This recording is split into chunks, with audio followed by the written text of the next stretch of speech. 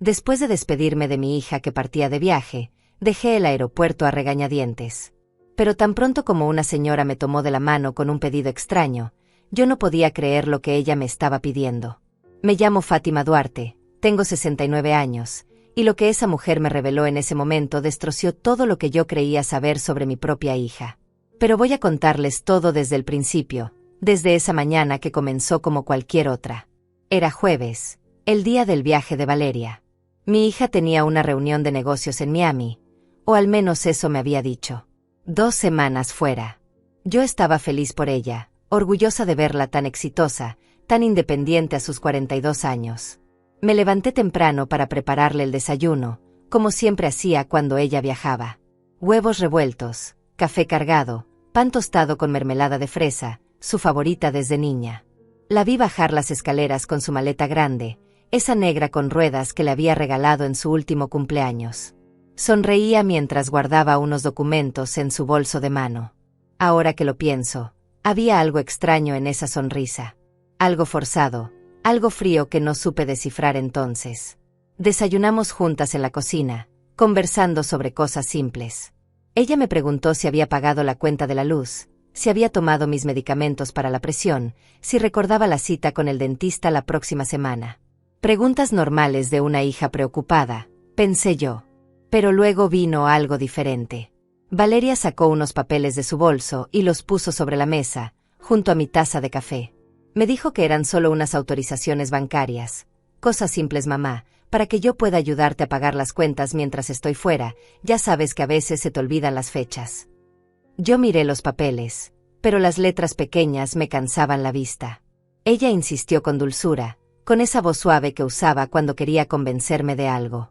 Dijo que confiara en ella, que era mi hija, que solo quería cuidarme. Algo dentro de mí dudó. No sé qué fue, tal vez intuición de madre, tal vez el Espíritu Santo protegiéndome. Le dije que prefería leerlos con calma después, cuando tuviera mis lentes de lectura a mano. Vi un destello de irritación cruzar su rostro, pero se recuperó rápido. Me dijo que estaba bien, que lo haríamos cuando regresara. Guardó los papeles con una sonrisa que no llegó a sus ojos. Terminamos el desayuno en un silencio incómodo que traté de llenar preguntándole sobre su hotel, sobre el clima en Miami, sobre si había empacado suficiente ropa. A las 9 de la mañana salimos hacia el aeropuerto. Yo insistí en acompañarla, quería despedirme bien de mi niña, aunque ella me había dicho que no era necesario, que podía tomar un taxi. Pero una madre es una madre, y yo quería estar con ella hasta el último momento. El viaje en mi auto viejo fue tranquilo. Valeria iba distraída, revisando su teléfono constantemente, escribiendo mensajes que no me dejaba ver. Yo manejaba despacio, como siempre, disfrutando de esos últimos minutos juntas. Llegamos al aeropuerto internacional a las 10:15. El lugar estaba lleno de gente, maletas, familias despidiéndose, el bullicio típico de un aeropuerto grande. Ayudé a Valeria a sacar su equipaje del maletero, insistí en cargar su bolso aunque ella me dijo que no. Caminamos hasta el mostrador de check-in. Ella documentó su maleta, recibió su pase de abordar. Yo la miraba con orgullo, mi hija profesional, segura, independiente. Si tan solo hubiera sabido la verdad en ese momento. Nos dirigimos hacia la zona de seguridad, donde ya no podría acompañarla más. Ese momento siempre me ponía triste, ver a mi hija irse, quedarme sola en casa otra vez. Desde que enviudé hace 5 años. Valeria era todo lo que tenía. Ella me abrazó, pero fue un abrazo rápido, mecánico. Me dio un beso en la mejilla y me dijo que me cuidara mucho, que comiera bien, que no me olvidara de tomar mis pastillas. Me prometió que me llamaría al llegar al hotel. La vi alejarse hacia la fila de seguridad, arrastrando su maleta pequeña de mano. Se volteó una vez para despedirse con la mano. Yo me quedé ahí parada, como una tonta, con lágrimas en los ojos, sintiendo ese vacío que siempre sentía cuando ella se iba. No quería irme todavía. Me senté en una de esas sillas incómodas de la sala de espera, viendo a la gente pasar, postergando el momento de volver a mi casa vacía. Saqué mi teléfono y le escribí un mensaje diciéndole que la amaba, que tuviera buen viaje. Pasaron 20 minutos. Media hora. Yo seguía ahí sentada, sin ganas de moverme. Finalmente me levanté, tomé mi cartera y caminé lentamente hacia la salida. Cada paso me pesaba. 2 semanas sola. 14 días sin ver a mi hija. Me parecía una eternidad. Llegué casi a la puerta de salida cuando sentí una mano agarrar la mía con fuerza. Me asusté, pensé que era un ladrón. Me volteé rápidamente y vi a una mujer con uniforme de limpieza del aeropuerto. Tendría unos 55 años, rostro cansado pero honesto, ojos llenos de urgencia. Estaba sin aliento, como si hubiera corrido. Me agarró de ambas manos y me dijo con voz temblorosa: «Señora, por favor, perdone que la aborde así, pero tengo que hablar con usted urgentemente. Es sobre su hija, la que acaba de despedir». Mi corazón dio un vuelco. Pensé que algo había pasado, un accidente, que el avión había tenido problemas. Le pregunté alterada qué había sucedido, si Valeria estaba bien. La mujer me llevó hacia un rincón más tranquilo, lejos de la gente. Seguía agarrando mis manos. Sus ojos buscaban los míos con una intensidad que me asustaba. Me dijo que se llamaba Rosa, que trabajaba en la limpieza del aeropuerto hace 10 años. Y entonces me dijo algo que me dejó helada. «Señora, yo estaba limpiando el baño de mujeres hace 1 hora. Su hija entró. Estaba hablando por teléfono. Yo estaba en uno de los cubículos. Ella no sabía que había alguien ahí. Escuché toda la conversación». Rosa respiró hondo, como preparándose para decir algo terrible. Sus manos temblaban agarrando las mías. Me dijo: «Su hija hablaba con alguien, un hombre. Decía que este viaje era perfecto, que cuando regresara en 2 semanas pondría en marcha el plan. Que usted no sospecharía nada». Yo la miré sin entender. «¿Qué plan?». Rosa continuó, su voz quebrándose. Ella dijo textualmente: «Cuando vuelva, empiezo con los papeles médicos falsos. Mi mamá ya casi firmó la procuración esta mañana. La vieja es tan confiada. En 1 mes tengo todo a mi nombre y la meto en alguna clínica barata. No va a durar mucho ahí de todas formas». El mundo se detuvo. Sentí que el piso se movía bajo mis pies. Rosa me sostuvo porque casi me caigo. Ella tenía lágrimas en los ojos cuando me dijo: «Señora, yo perdí a mi mamá hace 3 años en una situación parecida. Una prima le hizo lo mismo, la internó y le robó todo.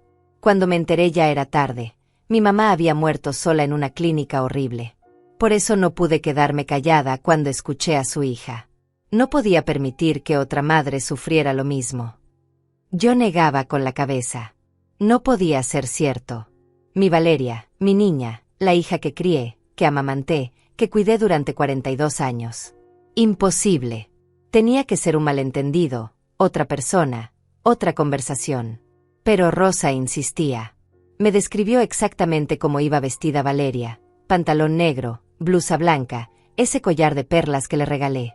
Me repitió frases exactas que solo mi hija conocía, detalles de nuestra vida que mencionó en esa llamada telefónica. Me dijo que Valeria habló sobre la casa, sobre mis ahorros de $75,000 que tengo guardados de la pensión de mi esposo, sobre el departamento que heredé de mi madre hace 2 años y que vale unos $200,000. Rosa me contó que Valeria se reía al teléfono, que decía: «La vieja confía ciegamente en mí, es tan fácil manipularla». Que mencionó algo sobre tener ya contactos con un médico que firma documentos de demencia senil por $500.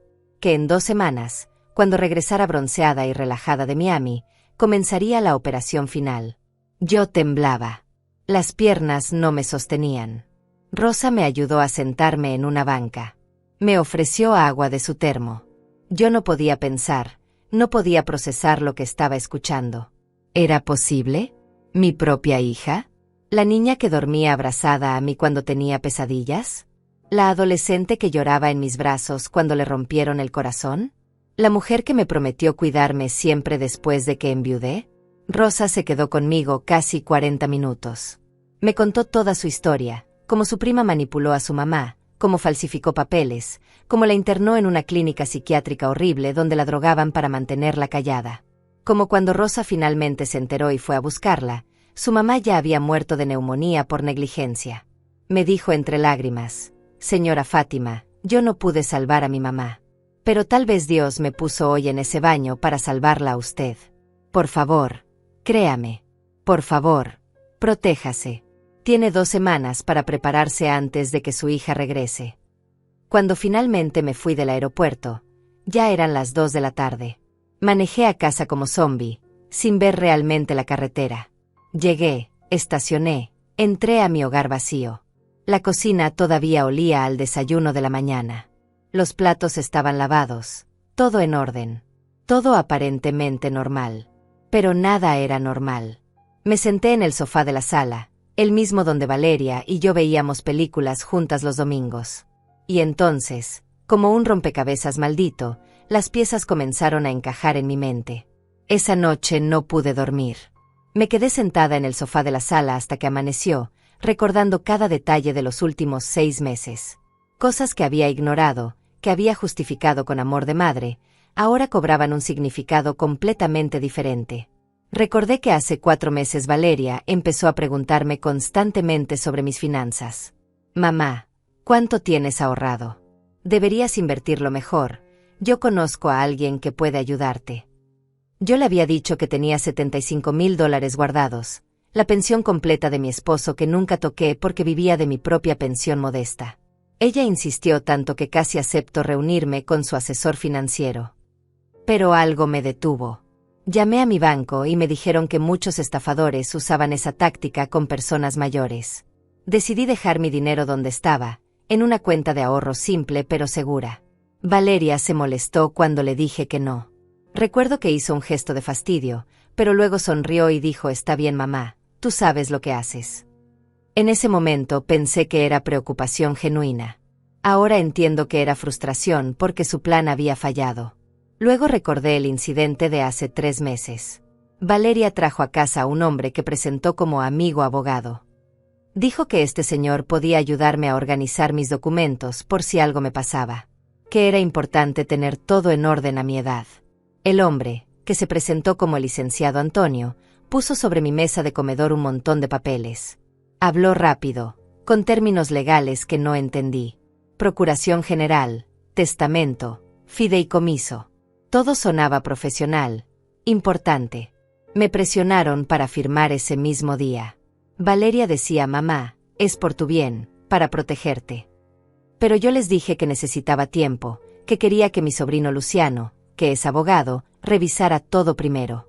Se fueron molestos, con los papeles sin firmar. Valeria me llamó esa noche, su voz sonaba tensa. Me dijo que había ofendido a su amigo, que el licenciado Antonio era muy respetado y que yo lo había tratado como si fuera un estafador. Me hizo sentir culpable durante días. También recordé las veces que Valeria comentó sobre residencias para adultos mayores. «Mamá, vi un lugar hermoso, con jardines, actividades, enfermeras. Deberías conocerlo, por si algún día necesitas ayuda». Yo me reía y le decía que todavía estaba perfectamente bien, que podía cuidarme sola. Pero ella insistía. Me mostraba folletos, páginas web, lugares que costaban entre $2,000 y $3,000 al mes. Yo le decía que era un desperdicio de dinero, que prefería quedarme en mi casa. Ahora entiendo que estaba preparando el terreno, acostumbrándome a la idea.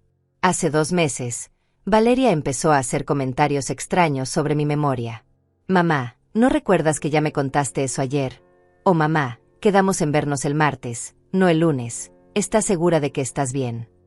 Cosas pequeñas que me hacían dudar de mí misma. Una vez me juró que le había prometido prestarle $5,000 para un proyecto. Yo no recordaba haberle prometido nada. Ella insistió tanto que empecé a pensar que realmente lo había olvidado. Casi le transfiero el dinero, pero mi banco me pidió confirmación en persona y cuando fui, la vergüenza me detuvo. Recordé también que hace un mes encontré frascos de pastillas en mi botiquín que no reconocí. Eran ansiolíticos, sedantes. Valeria dijo que el médico me los había recetado y que yo lo había olvidado. Me asusté tanto pensando que estaba perdiendo la memoria que casi empiezo a tomarlas. Pero llamé a mi doctor y él me confirmó que nunca me había recetado esas medicinas. Cuando le pregunté a Valeria, se enojó mucho.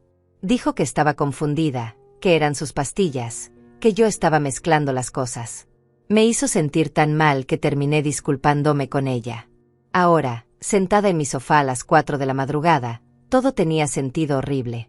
Valeria estaba creando una narrativa. Estaba haciendo que yo pareciera confundida, olvidadiza, incapaz. Preparando el escenario para declararme incompetente. Me levanté y fui a mi habitación. Abrí el cajón de mi buró donde guardo documentos importantes. Revisé todo cuidadosamente. Mi corazón casi se detiene cuando encontré copias de exámenes médicos que nunca me había hecho. Eran evaluaciones neurológicas, con fecha de 3 meses atrás, con mi nombre completo, mi fecha de nacimiento. El diagnóstico decía deterioro cognitivo leve, compatible con inicio de demencia senil. La firma del médico era ilegible, el sello parecía auténtico. Pero yo nunca había ido a esa clínica. Nunca había visto a ese doctor. Esos exámenes eran completamente falsos. Sentí náuseas. Mi propia hija había falsificado documentos médicos para hacerme parecer demente. Seguí buscando y encontré más cosas aterradoras. Había copias de procuraciones que yo nunca firmé, con mi nombre escrito en una letra que intentaba imitar la mía. Había documentos de transferencia de propiedad de mi departamento, sin completar pero ya con formato legal. Encontré también un cuaderno con anotaciones de Valeria. Mi sangre se heló al leer: Plan, fase 1, establecer patrón de olvidos, completo. Fase 2, documentos médicos falsos, completo. Fase 3, procuración firmada, pendiente. Fase 4, transferencia de bienes, pendiente. Fase 5, internamiento, pendiente. Había fechas, montos, contactos. Antonio el falso abogado aparecía varias veces. Había otro nombre, Dr. Teodoro, con la nota firma diagnósticos, $500 cada uno. Había números, 75,000 de ahorros, 200,000 del departamento, 40,000 del seguro de vida que todavía tengo. Mi hija había calculado exactamente cuánto valía yo. $315,000 en total. Ese era el precio de mi vida para ella. Lloré hasta que no me quedaron lágrimas. Lloré por la hija que creí tener y que nunca existió. Lloré por los años de amor que di sin recibir nada genuino a cambio. Lloré por mi ingenuidad, por haber estado tan ciega. Pero después de llorar, algo cambió dentro de mí. Una furia fría, una determinación que no sabía que poseía. Rosa, la empleada del aeropuerto, me había dado un regalo: tiempo. 2 semanas antes de que Valeria regresara. No iba a desperdiciarlas llorando. Iba a usar cada minuto para protegerme, para prepararme, para asegurarme de que cuando mi hija volviera con sus planes malvados, se encontrara con una madre que no era la víctima indefensa que ella imaginaba. A las 7 de la mañana llamé a mi sobrino Luciano. Es abogado, tiene 45 años, siempre ha sido bueno conmigo. Le conté todo. Hubo un silencio largo del otro lado del teléfono. Finalmente habló, su voz temblaba de rabia. Tía Fátima, esto es gravísimo. Valeria puede ir a prisión por esto.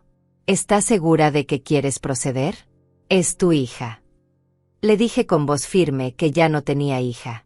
Que mi hija murió el día que decidió verme como dinero en lugar de como su madre. Luciano vino a mi casa esa misma tarde. Revisó todos los documentos falsos. Tomó fotos, hizo copias. Me explicó que esto era intento de fraude, falsificación de documentos, posible intento de privación ilegal de libertad. Delitos graves que podían llevar a Valeria a prisión por años.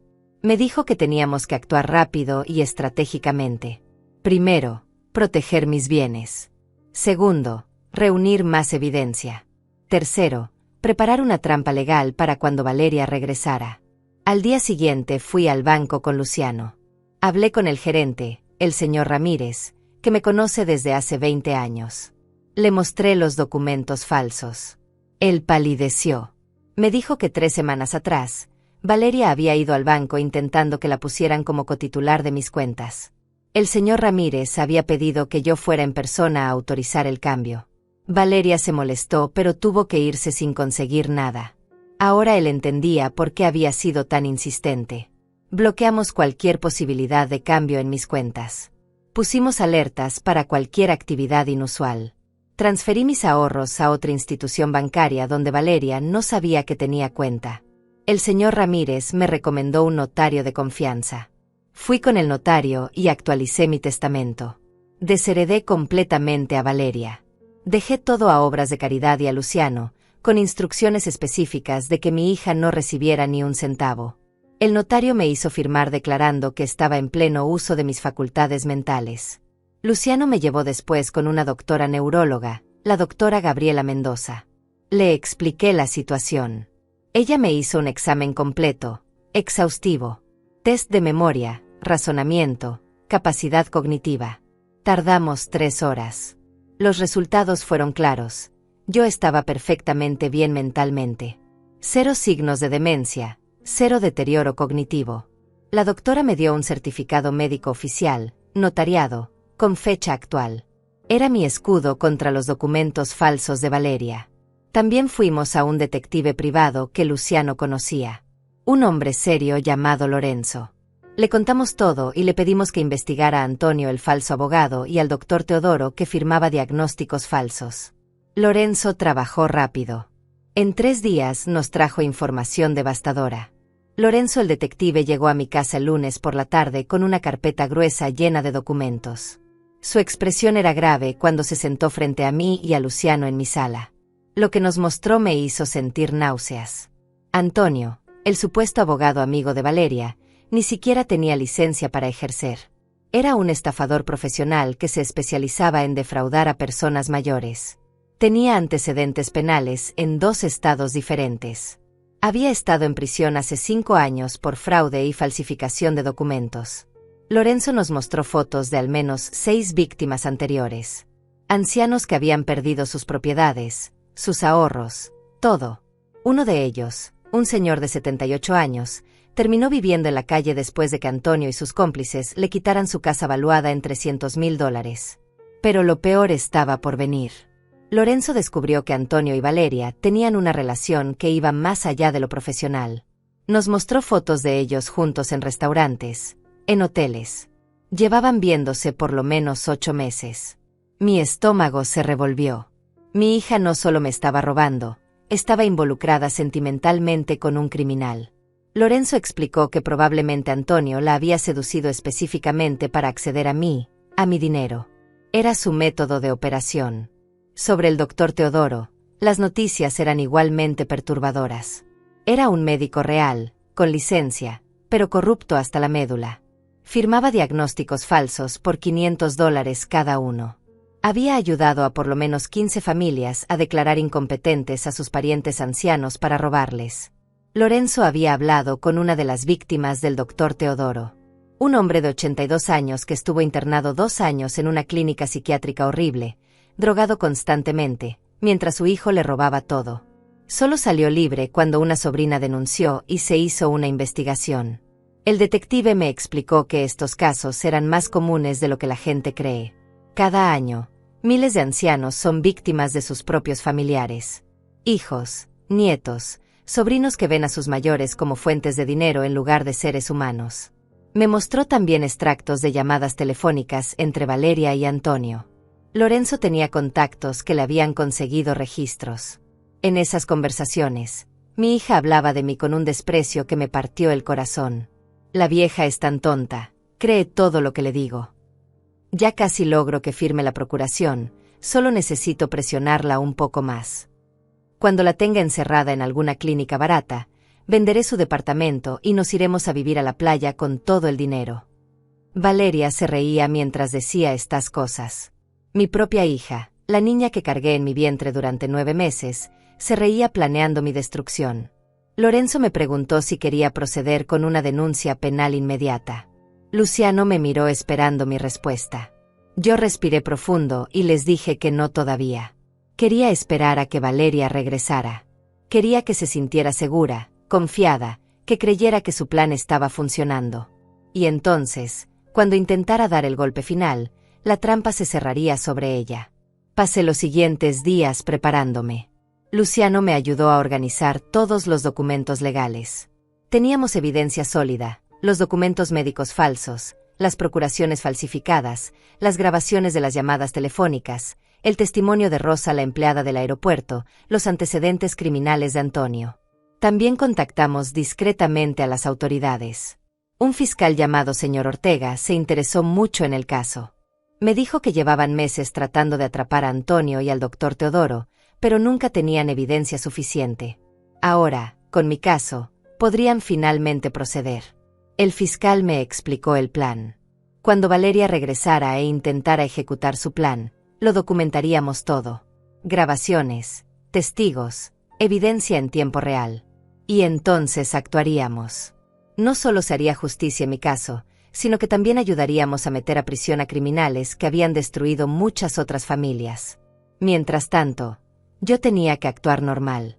Valeria me llamaba cada 2 días desde Miami. Yo fingía ser la madre dulce y confiada de siempre. Le preguntaba por su viaje, le decía que la extrañaba, que comiera bien. Ella me preguntaba si había firmado algún documento, si había ido al banco, si me sentía bien de salud. Yo le respondía con vaguedad, diciéndole que todo estaba tranquilo, que esperaba con ansia su regreso. Por dentro, cada conversación me destrozaba. Escuchar su voz fingiendo amor mientras planeaba mi destrucción era como tragar vidrios. Pero me mantuve firme. Tenía que hacerlo. Una noche, Rosa, la empleada del aeropuerto, vino a visitarme. Le había pedido a Luciano que la localizara porque quería agradecerle personalmente por haberme salvado. Cuando abrí la puerta y la vi ahí parada con un ramo de flores modestas, las dos nos abrazamos y lloramos. Rosa entró a mi casa y nos sentamos a tomar café. Me contó más detalles de la historia de su madre. Cómo su prima manipuló a la señora durante meses, cómo la aisló de sus amigos y familia, cómo finalmente logró internarla en una clínica psiquiátrica con diagnósticos falsos. Cuando Rosa finalmente se enteró, voló inmediatamente desde otro estado donde vivía. Pero llegó tarde. Su madre había muerto 3 días antes de neumonía, sola, asustada, en un cuarto frío de una clínica de 4ª categoría. Tenía marcas de sedantes en los brazos, estaba desnutrida, abandonada. Rosa lloró mientras me contaba que su madre le había dejado mensajes desesperados que ella nunca recibió porque la prima los interceptaba. Mensajes pidiendo ayuda, diciendo que la tenían prisionera, que la drogaban, que quería volver a casa. La prima se había quedado con todo, la casa de $150,000, los ahorros de $40,000, las joyas de familia. Rosa intentó demandar, pero no tenía pruebas suficientes.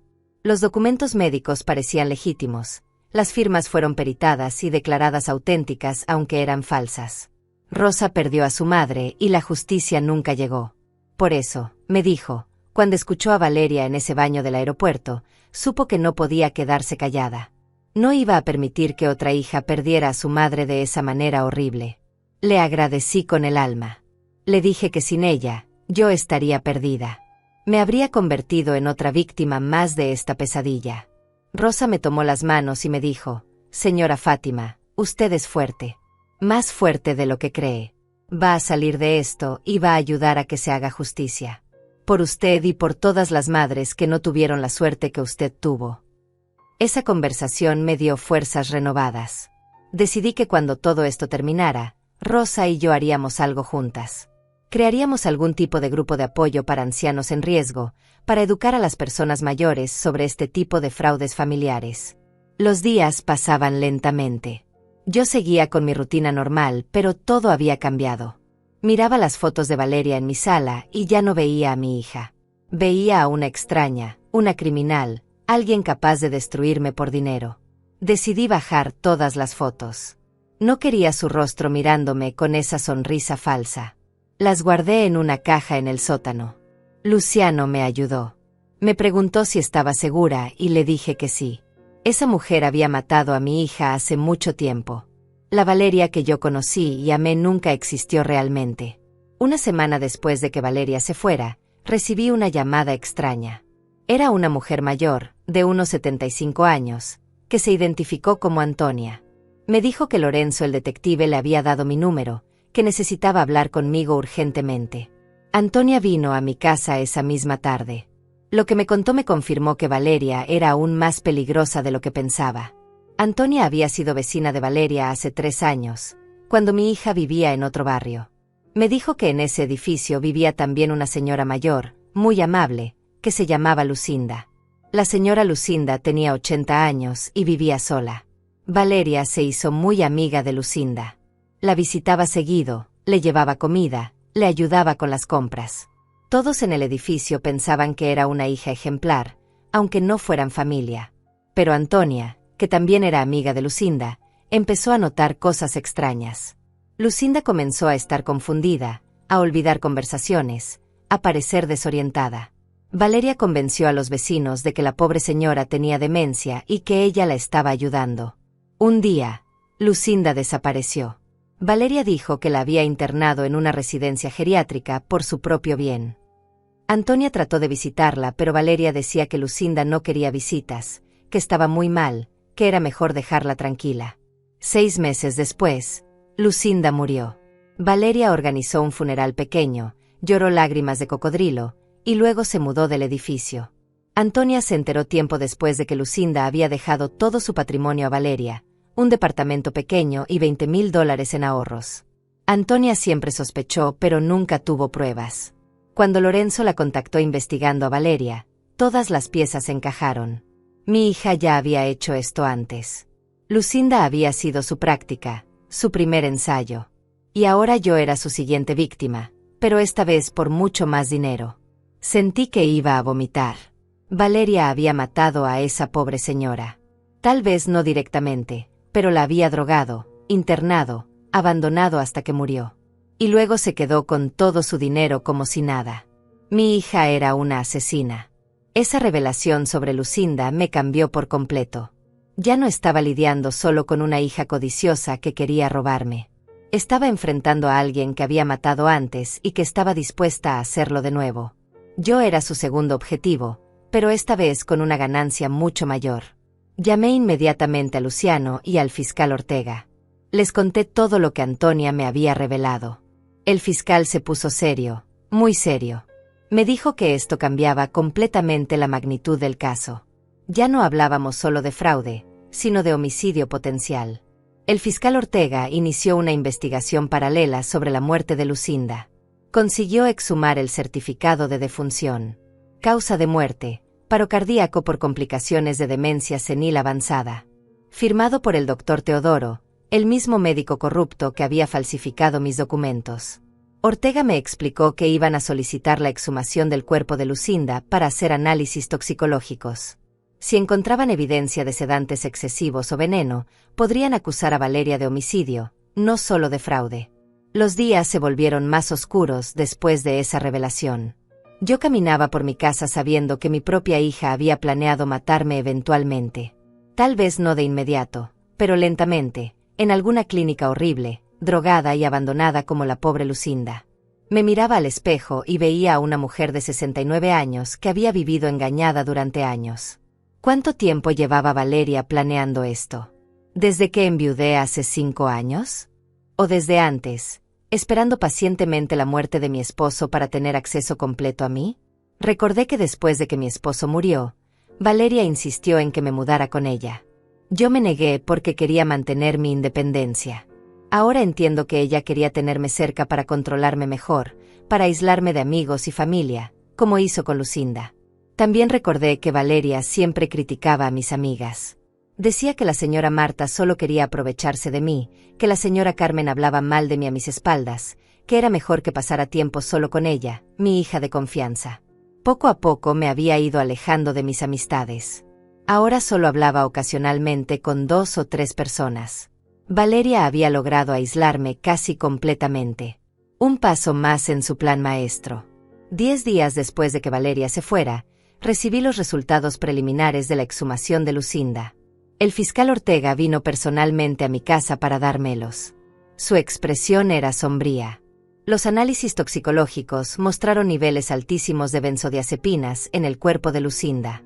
Cantidades que ningún médico responsable recetaría. La habían drogado sistemáticamente durante meses, destruyendo su hígado y riñones. La muerte por paro cardíaco fue consecuencia directa de la intoxicación crónica. Lucinda no murió de vejez. Fue asesinada lentamente por mi hija.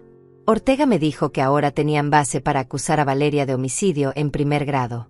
Premeditado, calculado, por beneficio económico. Si la encontraban culpable, podría pasar el resto de su vida en prisión. Le pregunté qué pasaría con Antonio y el doctor Teodoro. Ortega me explicó que ellos serían acusados como cómplices. Antonio probablemente enfrentaría múltiples cargos de fraude y conspiración para cometer homicidio. El doctor Teodoro perdería su licencia médica y enfrentaría cargos penales graves. Pero necesitaban atraparlos en el acto. Necesitaban que Valeria regresara y tratara de ejecutar su plan conmigo. Solo así tendrían evidencia irrefutable, grabaciones, testigos, flagrancia. Solo así podrían asegurar una condena sólida para los tres. Eso significaba que yo tenía que seguir actuando. Tenía que seguir siendo la madre tonta y confiada que Valeria creía que era. Por más que me doliera, por más que cada célula de mi cuerpo quisiera gritar la verdad, tenía que mantener el silencio. Faltaban solo 4 días para que Valeria regresara. El fiscal y Luciano prepararon todo meticulosamente. Mi casa fue equipada con cámaras ocultas y micrófonos. Cada habitación, cada rincón donde Valeria pudiera hablar o intentar algo, estaba monitoreado. Contrataron también a una actriz, una mujer policía encubierta llamada María, de unos 30 años. Ella se haría pasar por una nueva empleada doméstica que contraté durante la ausencia de Valeria. Su verdadero trabajo era ser testigo presencial de todo y protegerme si las cosas se ponían peligrosas. María vino a mi casa 2 días antes del regreso de Valeria. Era una mujer pequeña pero de mirada fuerte, entrenada en defensa personal. Me cayó bien inmediatamente. Me dijo que su propia abuela había sido víctima de un fraude similar y que ella entró a la policía para combatir precisamente estos crímenes. Le expliqué cómo tenía que actuar. Valeria no podía sospechar nada. María debía parecer una simple empleada doméstica, callada, obediente, invisible. Pero sus ojos y oídos estarían atentos a todo. La noche antes del regreso de Valeria, no pude dormir nuevamente. Me quedé sentada en mi cama mirando el techo, pensando en todo lo que había descubierto en esas 2 semanas. Pensando en la hija que perdí, o que tal vez nunca tuve. ¿Dónde había fallado como madre? ¿Qué hice mal para criar a alguien capaz de matar por dinero? Le di amor, educación, valores. O al menos eso creí. Pero en algún momento, Valeria se convirtió en un monstruo y yo no lo vi. Luciano me había dicho que no me culpara. Que hay personas que nacen sin empatía, sin conciencia, que solo ven a los demás como objetos para usar. Que probablemente Valeria siempre fue así y solo se volvió mejor ocultándolo con los años. Tal vez tenía razón. Tal vez la niña dulce que yo recordaba era solo una máscara que Valeria usaba para manipularme desde pequeña. Tal vez nunca existió una versión buena de mi hija. El viernes por la mañana, día del regreso de Valeria, me levanté temprano. Me arreglé, me puse un vestido simple, me peiné. Tenía que verme como siempre, como la mamá esperando a su hija con amor. María ya estaba en la cocina, preparando café, actuando su papel de empleada nueva. Habíamos practicado las interacciones. Yo le daría órdenes simples, ella obedecería discretamente, todo muy natural. A las 11 de la mañana sonó mi teléfono. Era Valeria. Su voz sonaba alegre, relajada. Me dijo que acababa de aterrizar, que pasaría primero por su departamento a dejar el equipaje y que vendría a verme en la tarde. Le dije que la esperaba con ansias, que había cocinado su comida favorita. Ella rió y me dijo: «Mamá, eres la mejor».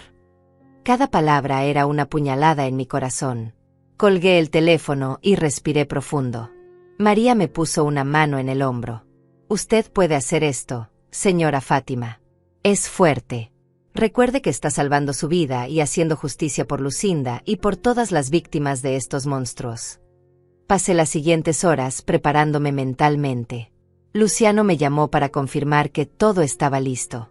Las cámaras funcionando, el equipo de vigilancia en una camioneta fuera de mi casa, el fiscal Ortega listo para actuar en cuanto hubiera evidencia suficiente. Me explicó que probablemente Valeria no haría nada drástico en la primera visita. Vendría a tantear el terreno, a ver si yo sospechaba algo, a preparar el siguiente paso. Yo debía actuar absolutamente normal, incluso un poco más vulnerable de lo usual. A las 4 de la tarde sonó el timbre. Mi corazón latía tan fuerte que pensé que se me saldría del pecho. Caminé hasta la puerta y la abrí. Ahí estaba Valeria. Bronceada, sonriente, con un vestido blanco y sandalias. Se veía descansada, feliz, hermosa. Me abrazó y me dio un beso en la mejilla. «Mamá, te extrañé tanto». Yo la abracé de vuelta, fingiendo el amor maternal que ya no sentía. «Mi niña, qué bueno que estés de vuelta». Mi voz sonaba normal, cálida. Por dentro, estaba muriendo. Entramos a la sala. Valeria dejó su bolso en el sofá y miró alrededor. Sus ojos se detuvieron un momento en María, que estaba limpiando discretamente en el comedor. ¿Quién es ella, mamá?, preguntó Valeria con tono casual, pero vi un destello de preocupación en sus ojos. Ah, es María, la nueva empleada. La contraté hace unos días porque necesitaba ayuda con la limpieza. Sabes que me canso rápido últimamente, dije con voz débil, actuando más frágil de lo que estaba. Valeria sonrió, pero la sonrisa no llegó a sus ojos. Mamá, deberías haberme consultado antes de contratar a alguien. No sabemos nada de esta mujer. Podría ser una ladrona. María se acercó tímidamente. Disculpe, señorita, traje todas mis referencias. La señora Fátima las revisó. Puedo traerlas si gusta verlas. Valeria la miró de arriba abajo con desprecio. No será necesario. Solo asegúrate de hacer bien tu trabajo. María asintió y se retiró a la cocina. Nos sentamos en la sala. Valeria empezó a contarme sobre su viaje, sobre las reuniones que tuvo, sobre lo maravilloso que era Miami. Yo asentía, preguntaba cosas, actuaba como la madre interesada de siempre. Entonces Valeria cambió de tema. Mamá, necesito hablar contigo sobre algo importante. Mi corazón se aceleró, pero mantuve la expresión tranquila. Claro, hija, dime. ¿Qué pasa?, le pregunté con voz suave, como si no supiera exactamente hacia dónde iba esta conversación. Valeria sacó unos papeles de su bolso. Los reconocí inmediatamente. Eran los mismos documentos que había intentado hacerme firmar antes de su viaje. Procuraciones, autorizaciones bancarias, papeles que me despojarían de todo control sobre mi vida y mi dinero. Mamá, mientras estaba en Miami tuve tiempo de pensar mucho sobre tu situación, comenzó Valeria con tono preocupado. Falso. Estás sola en esta casa grande, te estás haciendo mayor, y me da miedo que algo te pase y yo no esté aquí para cuidarte. Asentí despacio, dejando que continuara. Ella se acercó más, tomó mi mano. Su tacto me dio escalofríos. Por eso traje de nuevo estos papeles. Sé que la otra vez te resististe, pero mamá, es por tu bien. Solo son autorizaciones para que yo pueda ayudarte con tus finanzas, con tus cuentas médicas, con todo. No sé, hija, dije con voz dubitativa, actuando confundida. La última vez mi sobrino Luciano me dijo que mejor no firmara nada sin que lo revisara primero. Vi un destello de ira cruzar el rostro de Valeria, pero lo ocultó rápido. Mamá, Luciano no es tu hijo. Yo sí. ¿No confías en mí? Soy tu sangre, la única familia real que tienes. Sus palabras eran manipulación pura. Yo lo sabía, pero actué como si me dolieran. Claro que confío en ti, mi amor. Es solo que estas cosas legales me confunden. Soy una vieja tonta que no entiende nada. No digas eso, mamá, dijo Valeria con falsa dulzura. No eres tonta. Solo necesitas ayuda, y para eso estoy yo. Mira, estos papeles son simples. Solo firmas aquí, aquí y aquí, y yo me encargo de todo lo demás. Tú no tienes que preocuparte por nada nunca más. Miré los papeles fingiendo leerlos, aunque ya sabía exactamente qué decían. Procuración general irrevocable que le daba a Valeria control total sobre mis cuentas bancarias, mis propiedades, mis decisiones médicas. Básicamente me convertía en su prisionera legal. ¿Y esto qué significa?, pregunté señalando una cláusula, actuando confundida. Valeria se impacientó ligeramente. Significa que yo podré manejar tu dinero para que esté bien invertido, mamá. Ya sabes que tú no entiendes de esas cosas. Yo estudié administración, sé cómo hacer que tu dinero crezca en lugar de que se quede ahí guardado sin producir nada. Pero yo no quiero que mi dinero crezca, dije con voz débil. Está bien donde está. Es lo que me dejó tu papá, quiero mantenerlo seguro. Valeria apretó los dientes. Podía ver su frustración creciendo. Mamá, papá murió hace 5 años. Él querría que yo te cuidara, que me asegurara de que estés bien. Por favor, confía en mí. Desde la cocina, María observaba discretamente mientras fingía lavar platos. Las cámaras ocultas grababan cada palabra, cada gesto. Yo sabía que el fiscal Ortega estaba viendo todo esto desde la camioneta afuera. Déjame pensarlo unos días más, hija, dije finalmente. Es mucha responsabilidad para ti. No quiero ser una carga. Valeria respiró hondo, controlando su enojo. Está bien, mamá. Pero no tardes mucho en decidir. Estas cosas son importantes. Mira, de hecho tengo una cita para ti la próxima semana con un doctor muy bueno. Quiero que te haga un chequeo completo, asegurarme de que estés sana. Mi sangre se heló. El doctor. Seguramente el doctor Teodoro, listo para darme un diagnóstico falso de demencia. ¿Qué doctor, hija? Yo tengo mi doctor de siempre. Sí, mamá, pero este es un especialista. Un neurólogo. Quiero que revise tu memoria, tu mente. Últimamente te he notado olvidadiza, confundida. Me preocupas. Ahí estaba. El siguiente paso de su plan. Llevarme con el doctor Teodoro para que me declarara demente. ¿Olvidadiza yo? Pregunté haciéndome la desentendida. No me he dado cuenta. Exactamente, mamá, ese es el problema. La gente con problemas de memoria no se da cuenta de que los tiene. Por eso necesitas que alguien te cuide, que tome decisiones por ti cuando ya no puedas. Valeria hablaba con una paciencia forzada que apenas ocultaba su verdadera naturaleza. Bueno, si tú lo dices, acepté mansamente. Tú sabes más que yo de estas cosas. Valeria sonrió, satisfecha. Así me gusta, mamá. Confía en tu hija. Todo va a estar bien, ya verás. Se levantó del sofá. Tengo que irme, quedé de ver a unos amigos. Pero volveré mañana y hablaremos más sobre los papeles. Está bien. La acompañé hasta la puerta. Me dio otro abrazo falso y se fue. Tan pronto como cerré la puerta, mis piernas temblaron. María corrió hacia mí y me ayudó a sentarme. Lo hizo muy bien, señora Fátima, me dijo. Fue perfecta. La grabamos todo. Minutos después llegó Luciano con el fiscal Ortega. Habían visto y escuchado toda la conversación desde la camioneta. Ortega estaba satisfecho. Tenemos evidencia clara de intento de fraude y coerción. Pero necesitamos más.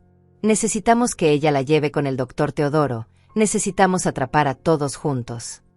Esa noche prácticamente no dormí. Seguir con esta actuación me estaba destruyendo por dentro. Ver a Valeria fingir que me amaba mientras planeaba mi destrucción era una tortura. Pero sabía que tenía que resistir un poco más. Al día siguiente, sábado, Valeria regresó temprano. Traía el desayuno, pan dulce, café, jugo de naranja. Desayunamos juntas como cuando ella era niña. Si no supiera la verdad, habría sido un momento hermoso. Pero yo sabía. Sabía que cada sonrisa era falsa, cada palabra de cariño era manipulación. Valeria estaba ablandándome, preparándome para el golpe final. Después del desayuno, volvió a sacar los papeles. Esta vez con más presión.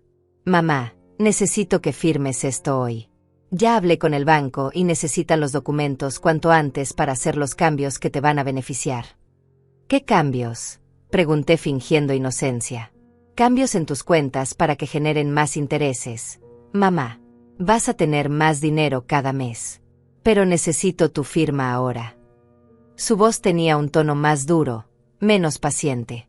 Está bien, hija, dije finalmente. Tomé el bolígrafo que me ofrecía. Mi mano temblaba, pero no de miedo sino de rabia contenida. Acerqué el bolígrafo al papel. En ese momento sonó el timbre. Valeria se sobresaltó. ¿Quién puede ser?, preguntó irritada. María fue a abrir. Era Luciano, mi sobrino. Entró con una sonrisa. Tía Fátima, perdona que venga sin avisar. Pasaba por el barrio y quise saludarte. Miró a Valeria. Prima, qué gusto verte. Escuché que volviste de viaje. Valeria lo miró con odio mal disimulado. Luciano, qué sorpresa. Su voz era hielo. Luciano vio los papeles en la mesa. ¿Qué es eso? Documentos legales. Se acercó y los tomó antes de que Valeria pudiera detenerlo. Comenzó a leerlos con expresión seria. Son asuntos privados entre mi mamá y yo, dijo Valeria tratando de quitarle los papeles. Luciano la ignoró, siguió leyendo. Su expresión se volvió cada vez más grave. Tía Fátima, ¿entiendes lo que estás a punto de firmar? Esto le da a Valeria control total sobre todo lo tuyo. No podrás tomar ninguna decisión financiera sin su aprobación. Básicamente te estarías declarando incapaz. Qué exagerado eres, Luciano, dijo Valeria con voz tensa. Solo son autorizaciones normales para ayudar a mamá. Ella está de acuerdo, ¿verdad, mamá?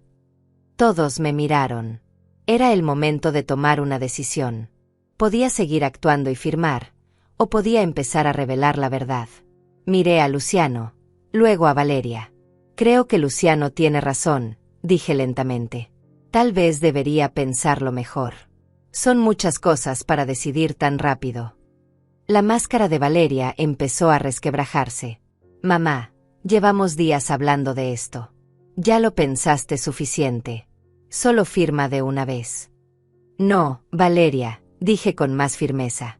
No voy a firmar hoy. Cuando esté lista, te aviso. Vi la furia aparecer en sus ojos. Ya no podía ocultarla completamente. Estás cometiendo un error, mamá. Estás dejando que Luciano te manipule. Él solo quiere tu dinero para él. Luciano se rió sin humor. ¿Yo quiero su dinero? Qué curioso que digas eso, Valeria. Porque estos documentos no me benefician a mí en nada. Solo a ti. Valeria se levantó bruscamente. No voy a seguir escuchando esto. Mamá, cuando estés lista para ser razonable, me llamas. Tomó su bolso y se fue dando un portazo. Apenas salió, me derrumbé. Luciano me abrazó. Lo estás haciendo muy bien, tía. Falta poco. Cuando intente llevarte con el doctor la próxima semana, ahí la atraparemos a ella y a todos sus cómplices. Pero Valeria no esperó hasta la próxima semana. Esa misma noche recibí una llamada de ella. Su voz sonaba extrañamente calmada. Mamá, perdóname por cómo reaccioné hoy. Tienes razón, no debí presionarte. Olvidemos lo de los papeles por ahora. Me sorprendió. De verdad, hija. Sí, mamá. Pero sí quiero que vayas al doctor. Solo por prevención, para asegurarme de que estás bien de salud. ¿Qué te parece si vamos mañana domingo? Conseguí una cita especial con un doctor muy bueno. Ahí estaba. No podía esperar más. Estaba desesperada por avanzar con su plan. Mañana es muy pronto, hija. Es domingo. Los doctores no trabajan los domingos. Sí, mamá. Es una clínica privada muy exclusiva. Por favor, hazlo por mí. Acepté ir con Valeria al doctor, pero inmediatamente llamé a Luciano y al fiscal Ortega. Ellos confirmaron que esta era la oportunidad perfecta. Valeria me estaba llevando directo con el doctor Teodoro para obtener el diagnóstico falso de demencia que necesitaba para su plan. El fiscal preparó todo rápidamente. Yo llevaría un micrófono oculto en mi ropa. Habría agentes encubiertos en la clínica. Documentaríamos cada palabra del doctor Teodoro, cada mentira, cada diagnóstico falso. Y cuando saliera con los papeles fraudulentos, los arrestarían a todos. Esa noche no pude dormir pensando en que mañana sería el día. El día en que mi hija finalmente mostraría su verdadero rostro ante la justicia. El día en que yo recuperaría mi vida y haría justicia por Lucinda y por todas las víctimas de estos monstruos. El domingo por la mañana, Valeria llegó puntual a las 9. Venía sola, vestida elegantemente, con esa sonrisa falsa que ya me resultaba insoportable. Lista, mamá. Te va a encantar esta clínica. Es muy moderna, muy profesional. María me ayudó a ponerme una chaqueta donde habían escondido el micrófono. Valeria no sospechó nada. Subimos a su auto y ella manejó hacia el norte de la ciudad, a un barrio que yo no conocía bien. Durante el camino intentó hacer conversación casual, pero yo notaba su nerviosismo. Sus manos apretaban el volante con demasiada fuerza, revisaba constantemente el espejo retrovisor. Estaba tensa, ansiosa porque todo saliera según su plan. Llegamos a un edificio gris de 3 pisos. El letrero decía Clínica Neurológica San Rafael. Nos estacionamos y entramos. La recepción estaba vacía, solo había una secretaria joven que nos saludó como si nos esperara. La señora Duarte para el doctor Teodoro, dijo Valeria con autoridad. La secretaria asintió. Pasen por favor, el doctor las espera en el consultorio 3. Nos llevó por un pasillo silencioso hasta una puerta blanca. Tocó 2 veces y una voz masculina dijo adelante. Entramos a un consultorio pequeño con olor a desinfectante. Detrás del escritorio estaba un hombre de unos 58 años, delgado, con lentes, vestido con bata blanca. Me miró con una sonrisa profesional que no llegaba a sus ojos fríos. Señora Fátima, bienvenida. Soy el doctor Teodoro Márquez, neurólogo. Su hija me ha contado que está preocupada por su memoria y cognición. Su voz era suave, pero había algo inquietante en ella. Me senté en la silla frente a su escritorio. Valeria se quedó de pie a mi lado, su mano en mi hombro como gesto de apoyo. Pero yo sentía el peso de esa mano como una amenaza. Doctor, mi mamá últimamente olvida cosas, repite las mismas historias, se confunde con las fechas. Estoy muy preocupada, dijo Valeria con voz de hija angustiada. El doctor Teodoro asintió como si ya conociera el guión. Entiendo.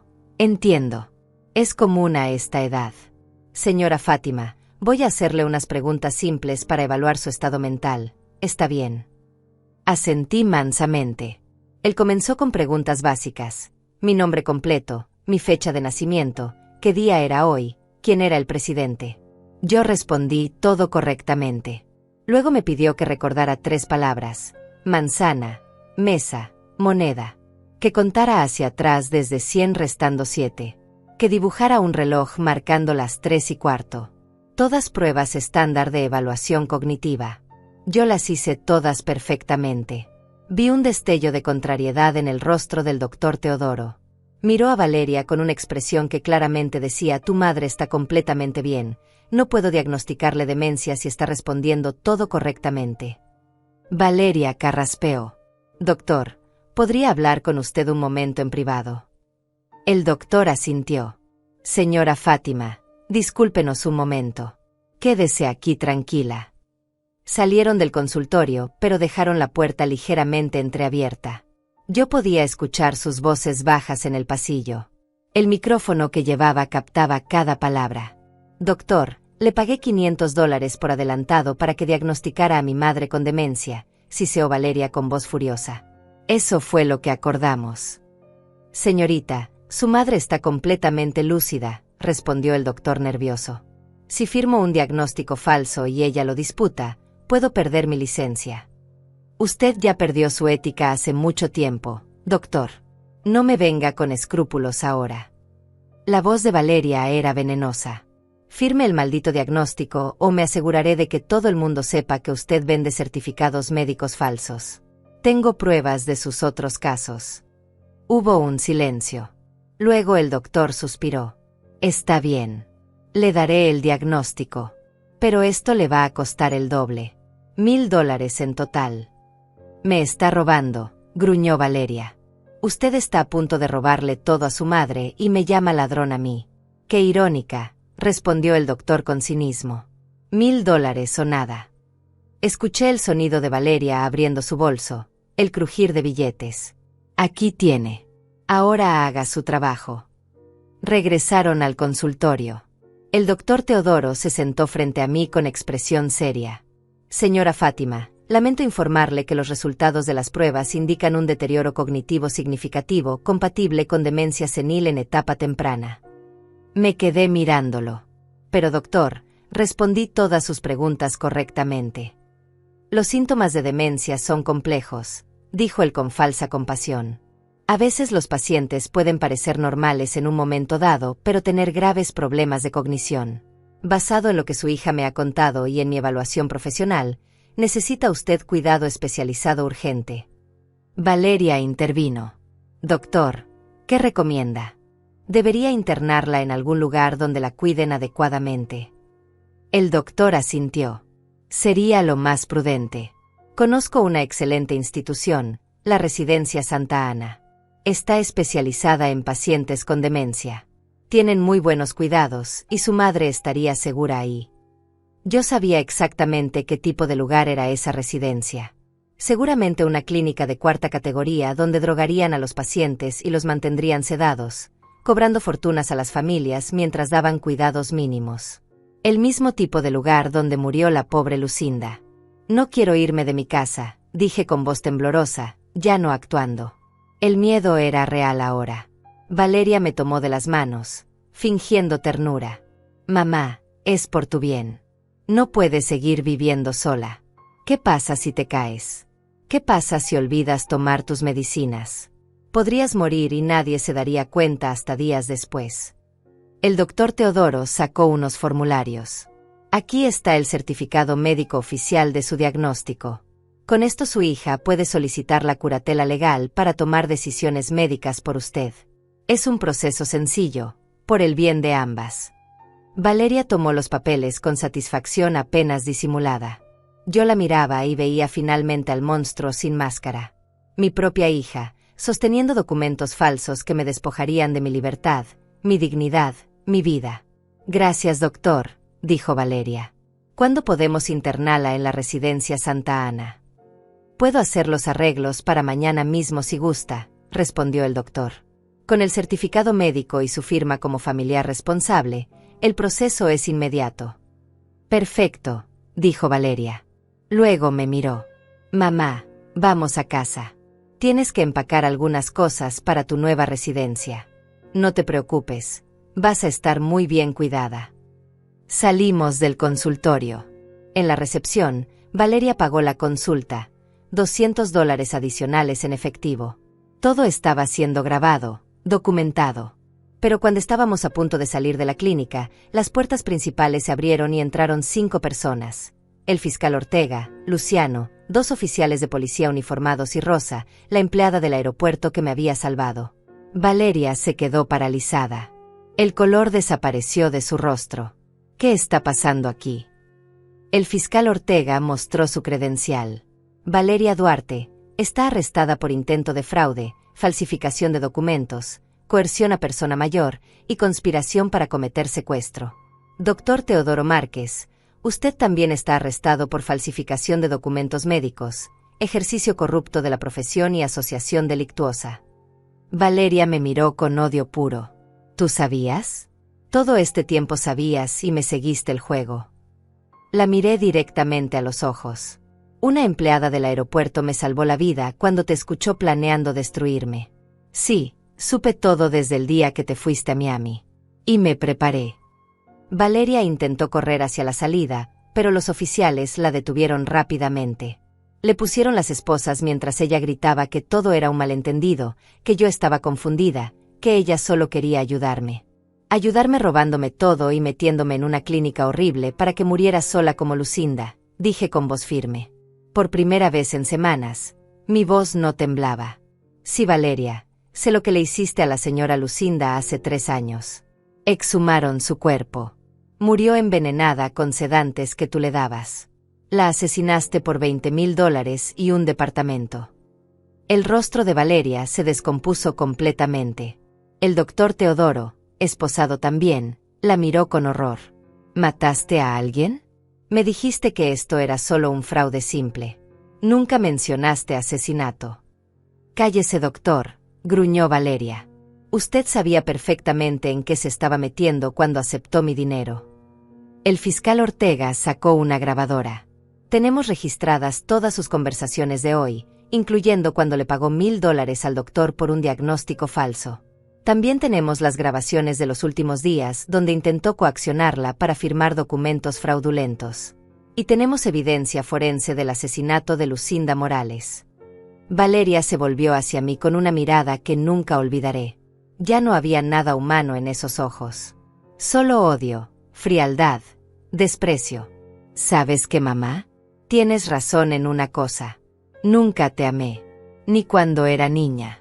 Siempre fuiste solo un medio para conseguir lo que quería. Papá tenía dinero, tú lo heredaste, y yo merecía ese dinero más que tú. Sus palabras me dolieron, pero también me liberaron. Confirmaban lo que ya sabía. Mi verdadera hija nunca existió. Esta mujer había sido siempre una extraña usando una máscara. Y sí, continuó Valeria con voz llena de veneno, maté a Lucinda. Esa vieja tonta confiaba en mí, igual que tú. Fue tan fácil drogarla, internarla, dejarla morir. Nadie preguntó nada. Me quedé con su dinero y ni siquiera se abrió una investigación. Si esa empleada entrometida del aeropuerto no hubiera metido su nariz donde no le importaba, tú estarías muerta en 6 meses y yo estaría disfrutando de tus $300,000. El fiscal grababa cada palabra. Valeria acababa de confesar un asesinato voluntariamente.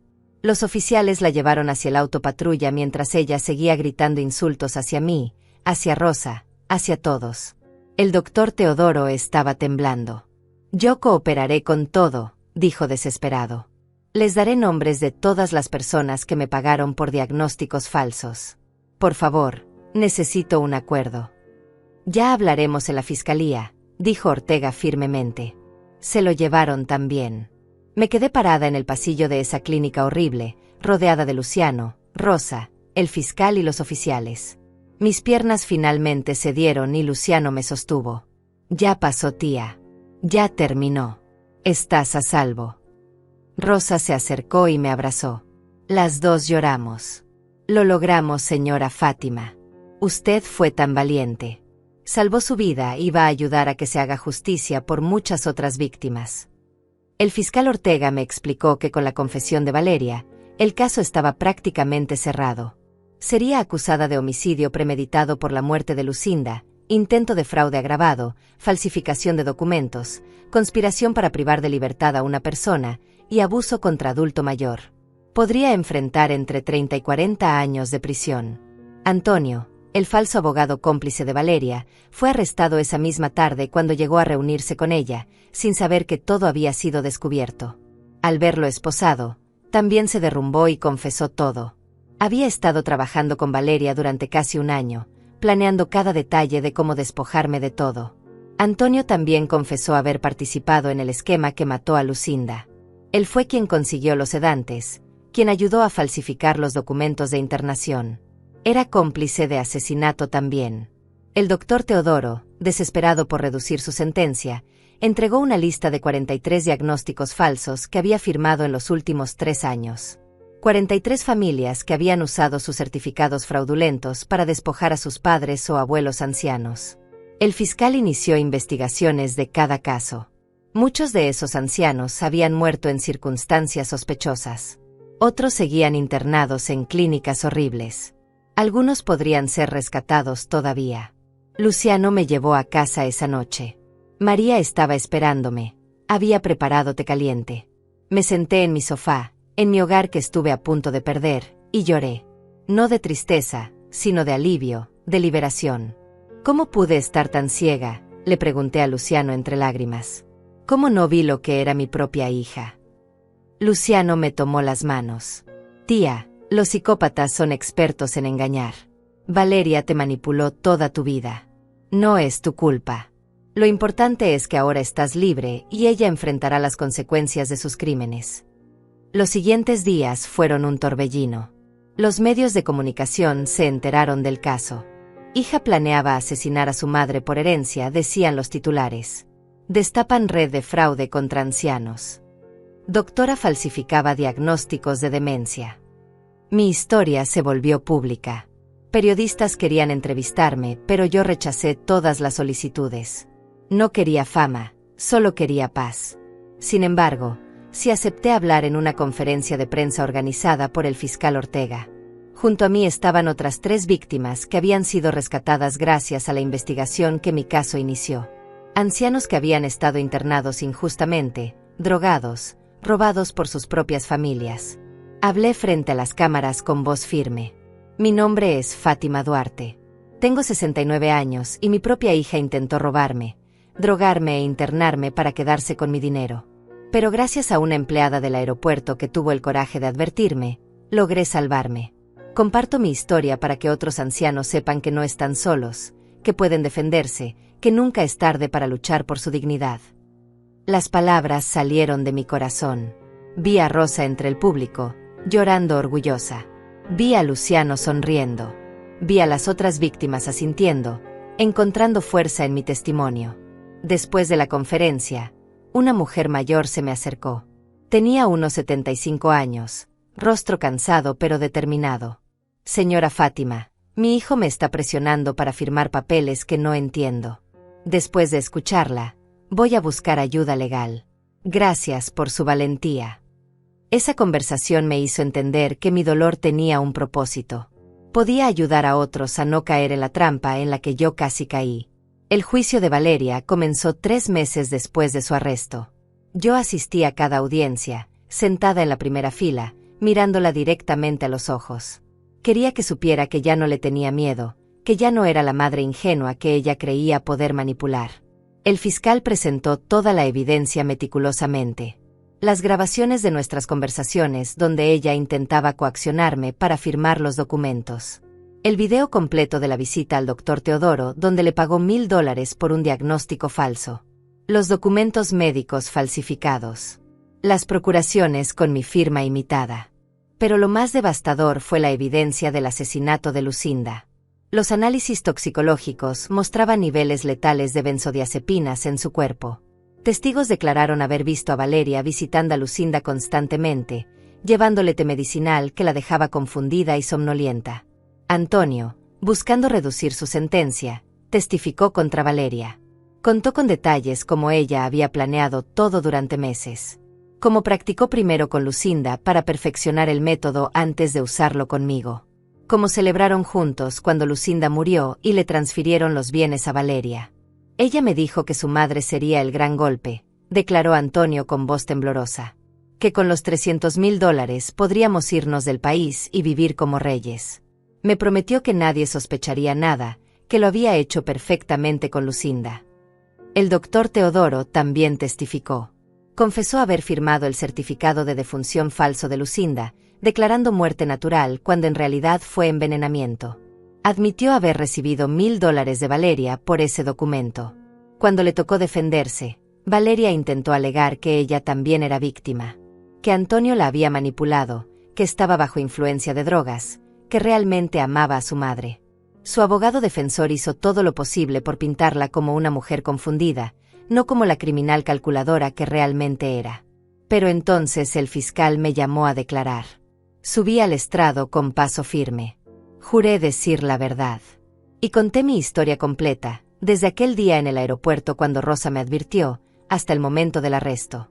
Hablé de cómo Valeria había manipulado cada aspecto de mi vida. Cómo me aisló de mis amigos, cómo me hizo dudar de mi propia mente, cómo plantó medicamentos en mi casa para drogarme. Cómo falsificó exámenes médicos para hacerme parecer demente. Mi hija no me veía como su madre, dije mirando directamente al jurado. Me veía como $300,000 con piernas. Un obstáculo que eliminar para conseguir dinero. Asesinó a una anciana inocente como práctica, y planeaba hacer lo mismo conmigo. No hay confusión, no hay manipulación externa. Valeria sabía exactamente lo que hacía y lo hizo con frialdad absoluta. Vi lágrimas en los ojos de varios miembros del jurado. El fiscal mostró las grabaciones donde Valeria confesaba haber matado a Lucinda, donde admitía que nunca me amó, donde hablaba con desprecio sobre los ancianos como si fueran desechables. El juicio duró 2 semanas. Finalmente llegó el día del veredicto. La sala estaba llena. Rosa estaba conmigo, sosteniéndome la mano. Luciano del otro lado. María, la agente encubierta que me protegió, también estaba presente. El jurado regresó después de solo 3 horas de deliberación. Eso era buena señal, significaba que el caso era claro para ellos. El juez preguntó, ¿han llegado a un veredicto? El portavoz del jurado se levantó. Sí, su señoría. En el cargo de homicidio premeditado de Lucinda Morales, encontramos a la acusada Valeria Duarte culpable. En el cargo de intento de fraude agravado contra Fátima Duarte, culpable. En el cargo de falsificación de documentos, culpable. En todos los cargos presentados, culpable. La sala estalló en murmullos. Yo cerré los ojos y respiré profundo. Justicia. Finalmente justicia. No solo para mí, sino para Lucinda, para todas las víctimas. La sentencia llegó una semana después. El juez fue contundente. Valeria Duarte, usted ha demostrado ser un peligro para la sociedad, especialmente para los miembros más vulnerables. Asesinó a una anciana inocente por codicia. Intentó hacer lo mismo con su propia madre. Manipuló, mintió y traicionó de la manera más vil posible. La sentenció a 40 años de prisión sin posibilidad de libertad condicional por 25 años. Valeria ni siquiera reaccionó. Se quedó mirando al frente con expresión vacía. Cuando los oficiales la llevaban fuera de la sala, se volteó una última vez hacia mí. No había arrepentimiento en sus ojos, solo odio frío. Yo la miré de vuelta sin pestañear. Esa mujer ya no tenía poder sobre mí. Ya no era mi hija. Era solo una criminal que recibiría el castigo que merecía. Antonio recibió 20 años por complicidad en homicidio y múltiples cargos de fraude. El doctor Teodoro recibió 15 años y perdió permanentemente su licencia médica. Además, los tres debían pagar restitución a todas sus víctimas. Pero la justicia no terminó ahí. Gracias a la lista del doctor Teodoro, se abrieron investigaciones de los otros 42 casos. 6 ancianos que seguían internados injustamente fueron liberados y reunidos con familiares que realmente los amaban. 9 casos fueron reclasificados como homicidios y se iniciaron procesos penales contra los responsables. La clínica Santa Ana, donde Valeria planeaba internarme, fue clausurada después de que inspectores encontraron condiciones deplorables y evidencia de sedación excesiva de pacientes. Otros 5 ancianos fueron rescatados de ese lugar horrible. Salí del juzgado ese día sintiéndome más liviana de lo que me había sentido en años. Rosa me abrazó fuerte. Lo logramos, señora Fátima. Justicia para usted, para Lucinda, para todos. Luciano me llevó a casa. Esa noche, sola en mi sala, miré alrededor de mi hogar que estuve a punto de perder. Las paredes que casi se convierten en las de una clínica psiquiátrica. La libertad que casi me arrebatan. Lloré, pero esta vez fueron lágrimas de gratitud. Gratitud por Rosa, quien tuvo el coraje de advertirme. Gratitud por Luciano, quien me apoyó incondicionalmente. Gratitud por el fiscal Ortega y todos los que trabajaron para hacer justicia. Y gratitud por mí misma, por haber encontrado la fuerza para luchar cuando habría sido más fácil rendirme. Esa noche tomé una decisión. Mi vida no terminaría siendo definida como víctima. Sería definida como sobreviviente. Y usaría mi experiencia para ayudar a otros. Un año después del juicio, mi vida era completamente diferente. Vendí la casa grande donde viví con mi esposo y donde Valeria creció. Ese lugar estaba lleno de recuerdos dolorosos, de mentiras disfrazadas de amor familiar. Compré un departamento acogedor de 2 habitaciones en un barrio tranquilo, cerca del parque. Rosa se convirtió en mi mejor amiga, mi hermana del alma. Nos vemos 3 veces por semana. Tomamos café, caminamos por el parque, compartimos historias de nuestras vidas. Ella perdió a su madre por un monstruo, yo perdí a mi hija porque ella era el monstruo. Nuestro dolor nos unió de una manera que nadie más podría entender. Juntas creamos algo hermoso de nuestra tragedia. Fundamos un grupo de apoyo llamado Voces de Plata. Es para personas mayores que están siendo víctimas de abuso familiar, financiero o emocional. Nos reunimos cada semana en un centro comunitario. Al principio éramos solo Rosa, yo y 3 personas más. Ahora somos casi 50 miembros. Ancianos que encontraron el coraje para denunciar a hijos abusivos, nietos manipuladores, cuidadores ladrones. Personas que creyeron que estaban solas y descubrieron que hay una comunidad dispuesta a apoyarlos. También damos charlas en centros para adultos mayores, en iglesias, en cualquier lugar que nos invite. Yo cuento mi historia públicamente ahora. Ya no me da vergüenza. Al principio pensé que la gente me juzgaría, que dirían que fui tonta por no ver las señales. Pero lo que recibo es apoyo, gratitud, y muchas confesiones de personas en situaciones similares. Una señora de 72 años se me acercó después de una charla llorando. Me dijo que su hijo la estaba presionando para vender su casa y mudarse con él, pero algo no se sentía bien. Gracias a mi historia, buscó asesoría legal y descubrió que su hijo tenía deudas enormes y planeaba usar el dinero de la venta para pagarlas, dejándola sin nada. Historias como esa me confirman que lo que pasé tuvo un propósito. Mi dolor salvó a otros de sufrir lo mismo. También retomé cosas que había abandonado. Me inscribí en clases de pintura los martes. Nunca fui buena artista, pero disfruto manchándome las manos de colores, creando algo de la nada. Voy a un club de lectura los jueves.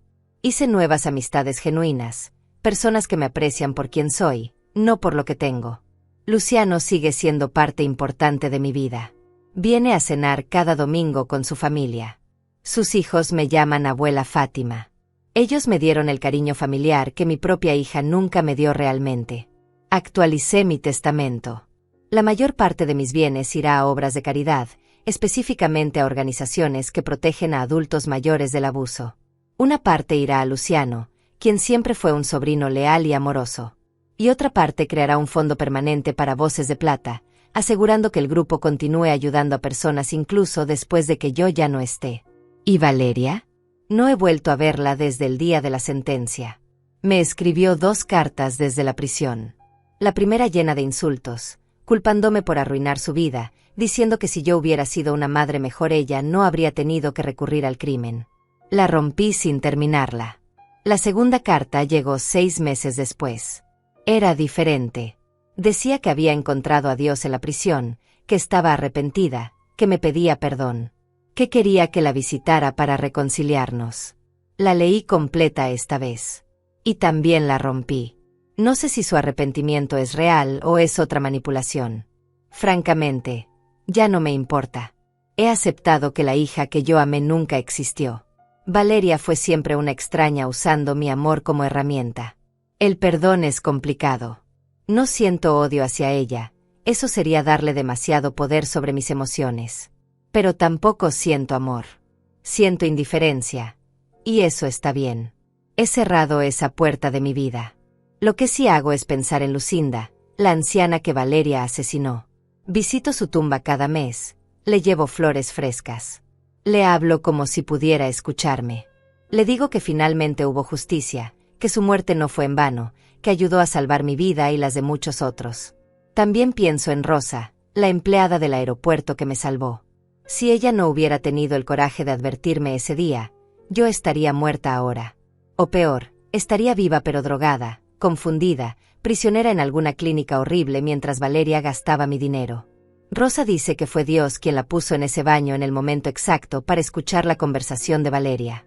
Yo no soy muy religiosa, pero creo que tiene razón. Hubo algo divino en ese momento, en esa conexión entre 2 mujeres que no se conocían pero que se salvaron mutuamente.